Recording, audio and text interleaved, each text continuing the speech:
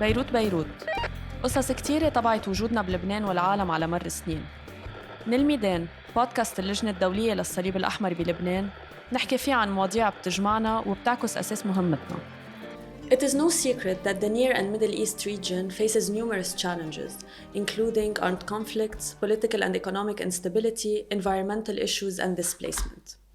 Hi, I'm Carla, and today on this very special episode of the من الميدان podcast, we reflect on 10 years of challenges, resilience, and an unwavering commitment to humanitarian aid with the ICRC's Near and Middle East Regional Director, Fabrizio Carboni.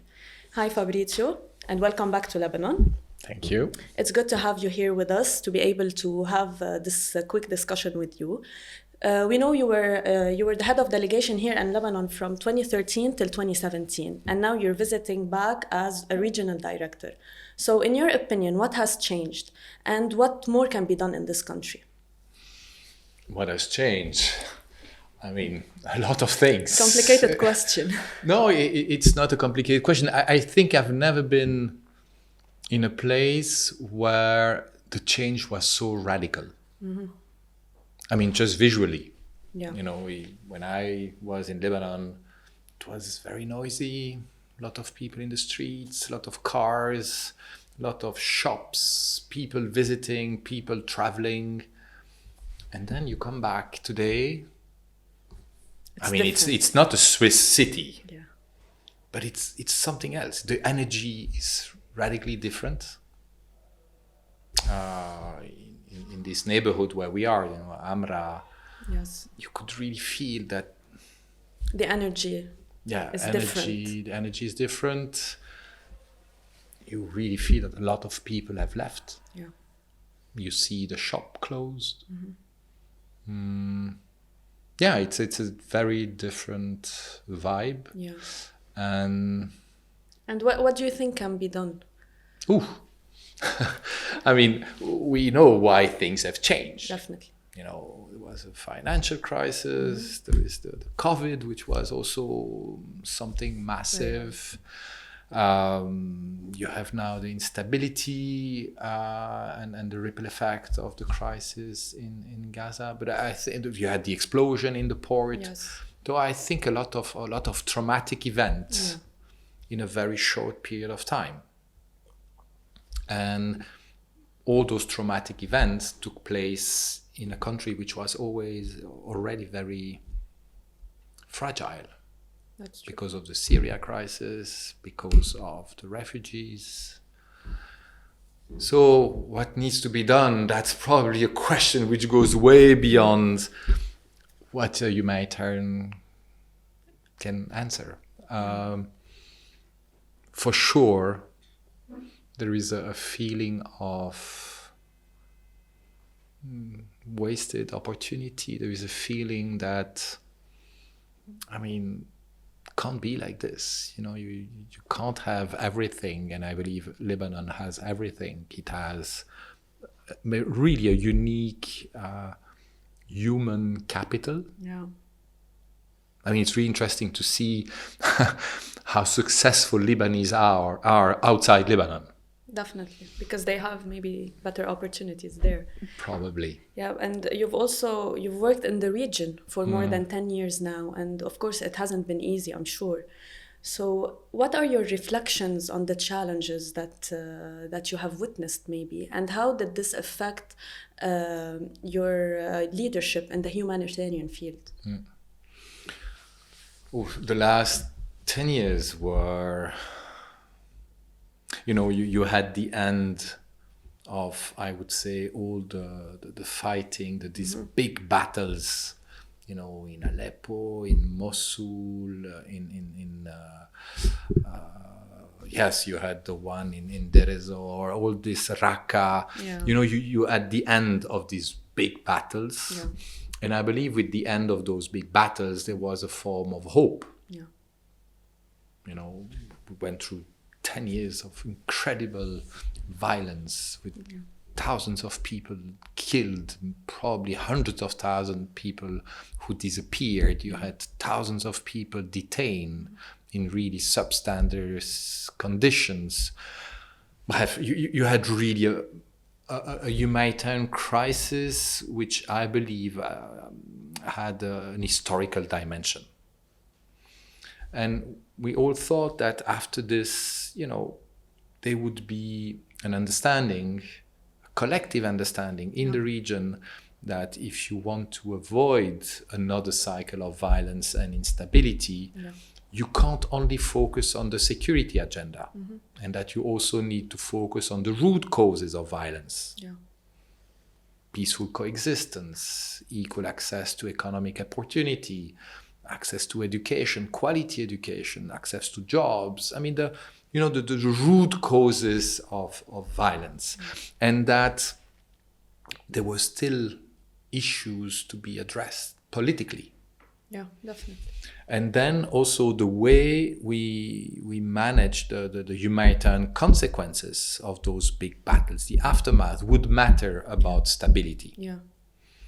And you've seen it firsthand. Exactly. From your work in the humanitarian field. Exactly. And unfortunately, and I think Gaza is a reminder of you can't escape politics with a capital P. Yeah. And that humanitarian actors is not an answer, to the crisis, is not an answer to conflict.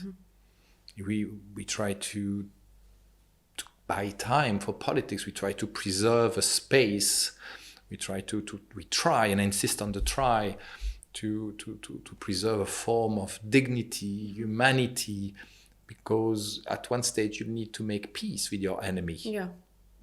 At what stage you need to talk to your enemy. And if, during the most violent part of the conflict, you don't pay attention to this, the peace moment will be very difficult. And that's what we're seeing today. Yeah, exactly. And so what would you say is the key lesson you've learned from facing these challenges firsthand, and especially for someone who works in the humanitarian field? Politics. Politics with a capital P. I mean, this is... I really think that our humanitarian work is important, but we don't solve problems. And that's very worrying. That's what we see over the last years, is that the international community, politician, can't solve the political dimension of conflict and crisis. So what they do, they focus on humanitarian action. And to some extent, they transfer their political responsibilities on humanitarian actors. Yes.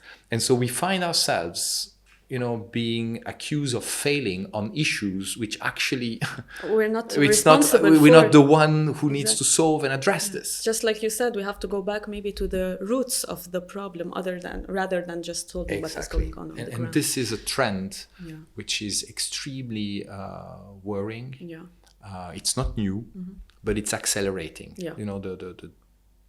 Political solution implies compromises, implies negotiating. And this has a cost. And not doing this, we transfer the responsibility to humanitarian. I mean, how many humanitarian conferences do we have?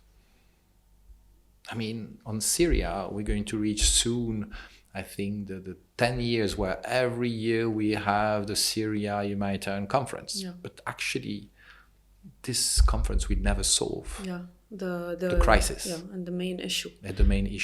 So after going through all of this and seeing everything, as we said, firsthand, do you have a story you can share with us that really affected you on a personal level?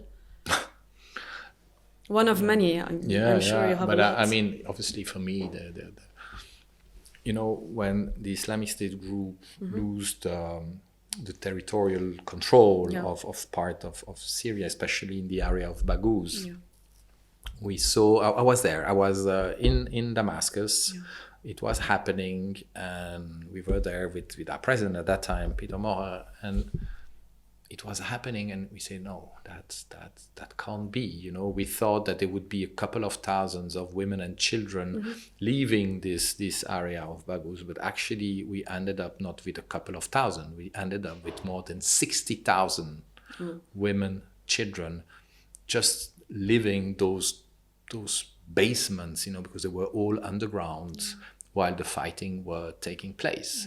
And they were all arriving to this camp of Al-Ol, which obviously was not made for this. And we said, no, look, that's where we need to be. That's where we need to go. And how did you feel when you saw something like this? And then that's the thing. We arrived there, and these are things I'll probably never forget, because you see all those women, those children in a state, they were with open wounds. They were, clearly traumatized. They were, obviously they were not eating. They were gray. And then there were no doctors. There was a Syrian Arab Red Crescent. There were volunteers, trying to do their best. To help. Yeah, but it was too big. Yeah. And then I remember, and that's probably something which I really stays with me. I see there is a woman there lying on the ground, and there are 5-6 kids around her, and there are really a lot of people, but I don't know, there was a bubble of silence, around this probably mother. Yeah. And she was dying. Yeah. And you had all those kids just looking or watching. Yeah, and it was a kind of a very weird moment where, in this chaos, you had, as I said, a bubble of silence, and you see that this. It's an intense scene to witness. It's something really strong, but it's also where, I don't think we all have to go through this. Mm-hmm.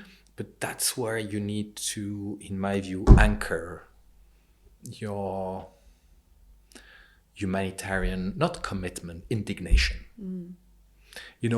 That's, when there are moments where you don't know what is the right thing to do, how to do things, you need to go back there and really anchor this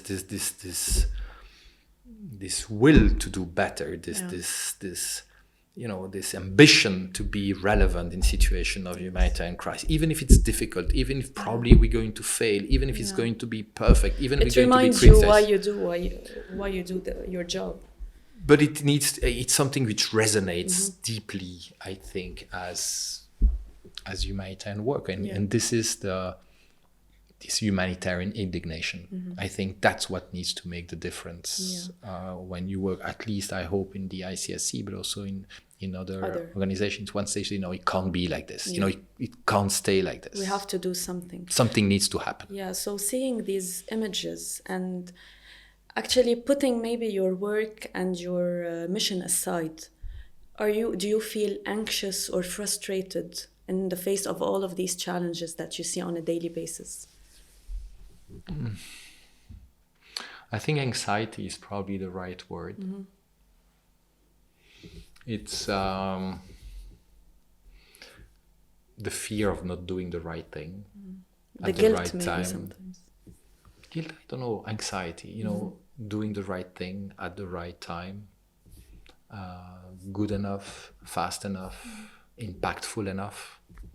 And obviously, if you have all this in mind, and this is what you want to do, and in the ICSC, that's what we want to do, obviously the work is there's a lot of frustration, because the size of the humanitarian crisis we're facing, it's unbelievable.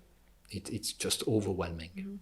This is probably the word which I had often in my mind during those last years. It's overwhelming. And if you add to this the climate crisis, it's really, it's really scary, because everything is big, everything is a lot. And so how do we answer to this? How do we adjust to this? And is there the limits, and it's also accept our limits. And it's a difficult one. So anxiety is probably the word. Thank you so much, Fabrizio, for sharing all of these stories with us. You're welcome. Thank you. من الميدان، بودكاست اللجنة الدولية للصليب الأحمر بلبنان، حتى شهرية لتكتشفوا قصص ما انحكت. تابعونا على منصات البودكاست ومواقع التواصل الاجتماعي. Over and out.